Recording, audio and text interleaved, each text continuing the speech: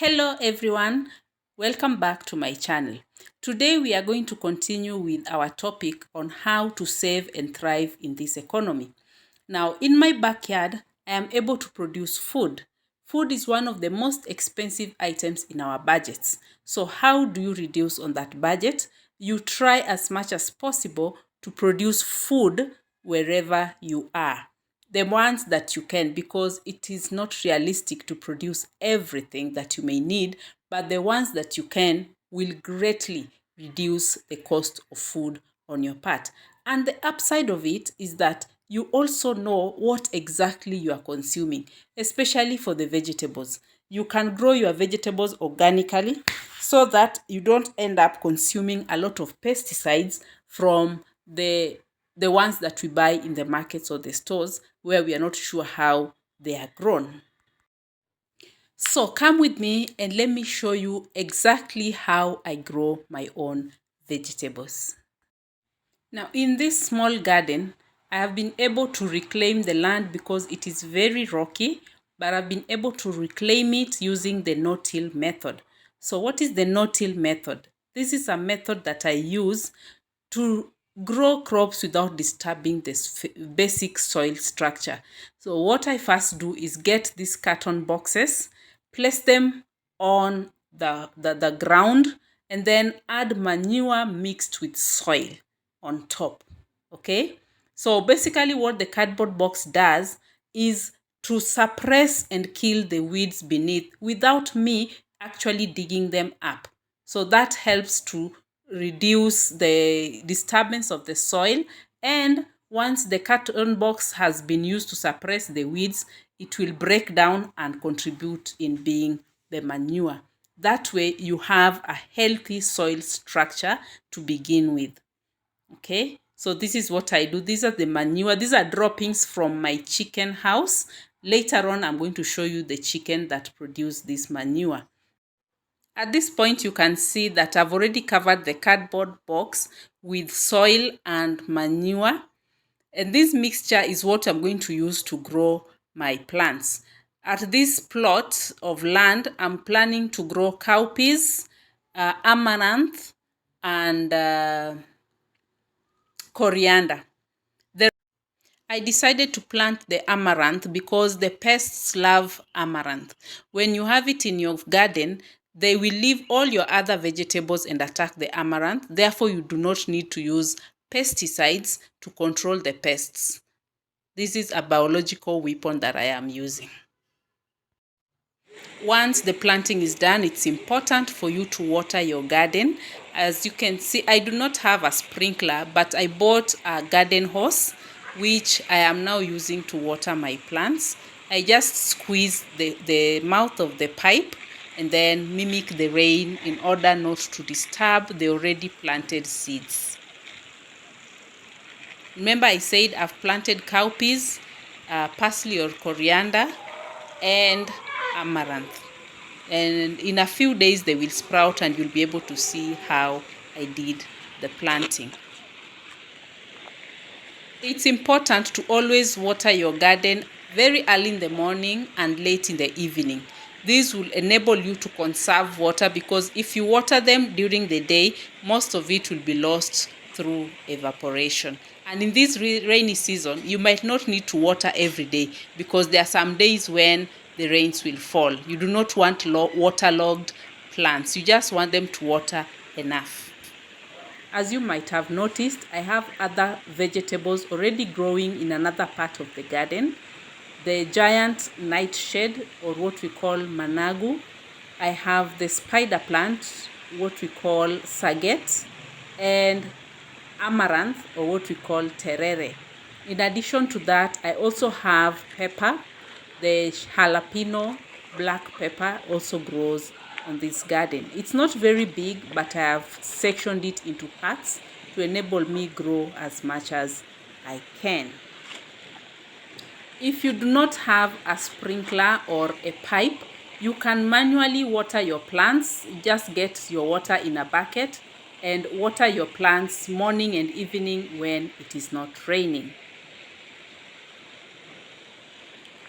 These are some of the spider plants or spaghetti that I have managed to harvest today when I went to plant on the other side of the garden.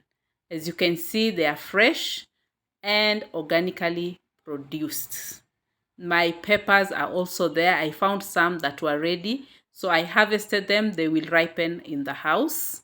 As you can see, gardening is very fruitful. Remember I told you that I get my manure for the farm from my indigenous chicken.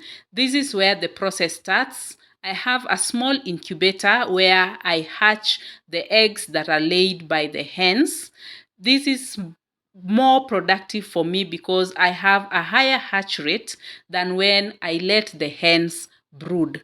So anytime I collect the eggs, they are brought here, and it is very important that fresh eggs are placed in the incubator to increase the hatch rate. This is the incubator that I use. It uses electricity and can also use solar. So this is an egg that I've just picked from the chicken house.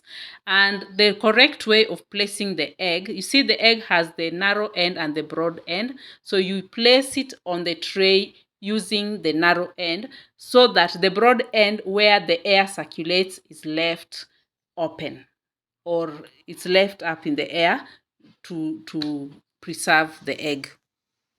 Since eggs are picked every day, it's very important that I keep proper records so that I know which egg is ready to hatch and I place it in what we call the lockdown. If you'd like to know more about the process, comment below so that I may produce another video for you. The next stage after the incubator, this is what we get, a chick. Now this chick has just been removed from the incubator and I placed it outside to get some warmth from the sun, although I'll cover it partially. Later on, I'll place it back into the brooder. The brooder tries to mimic mother chicken as much as possible. You can see it has its water there. It has the food. And the chick is taking in water. I don't know how they learn that so fast. Anyway, in the brooder, we have grass, the dried grass, and I have a brooder light to keep it warm at all times. So one of the leading causes of chick death is cold. As long as they are clean, they're in a clean place, well ventilated and warm, they'll grow just fine.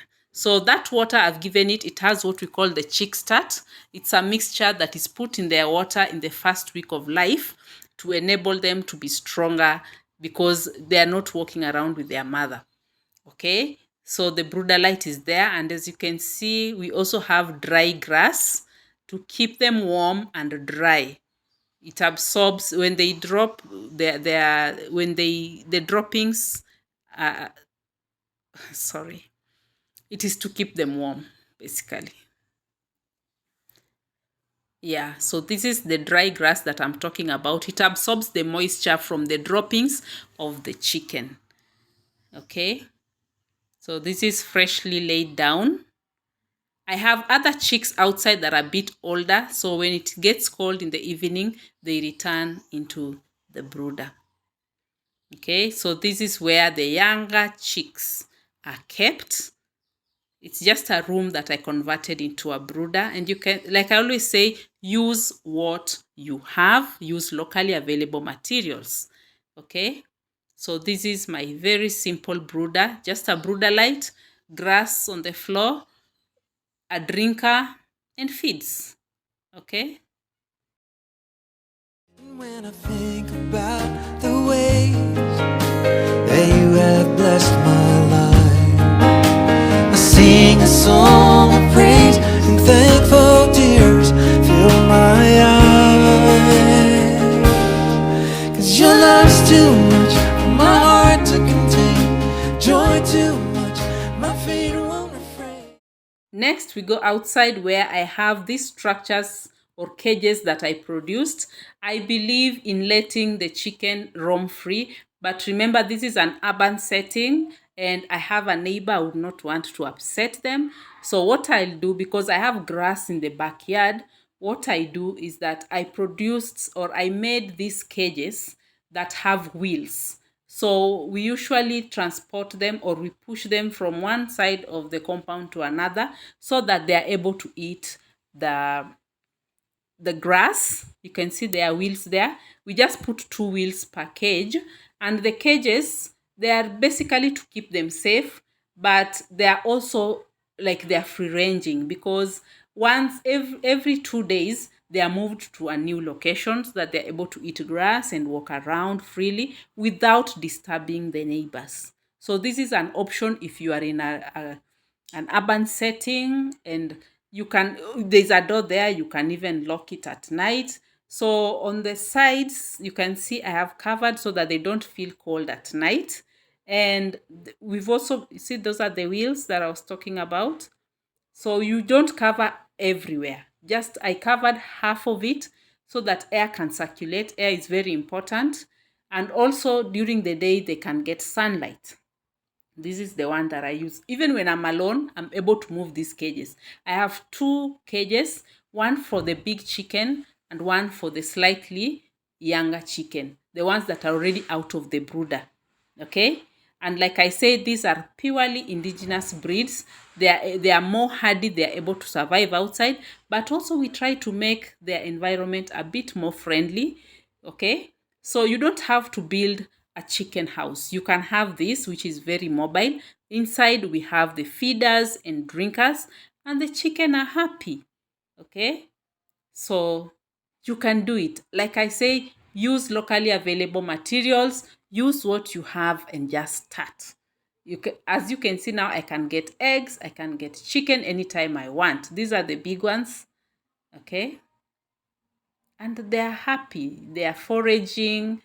And the foraging also helps me to reduce the cost of feeding them, because chicken can eat, especially the ones that are in cages like this. They can really eat up your pocket. What I do is that whatever scraps remain from the kitchen, I give to them in the morning. Then I supplement with a bit of feeds. We'll talk about feeds in another video, but I just wanted to show you where my manure comes from. This is my happy, happy place. Kindly consider subscribing to this video. It really makes a difference. Like, share with others, and until next week, God willing, I'll see you again. Bye.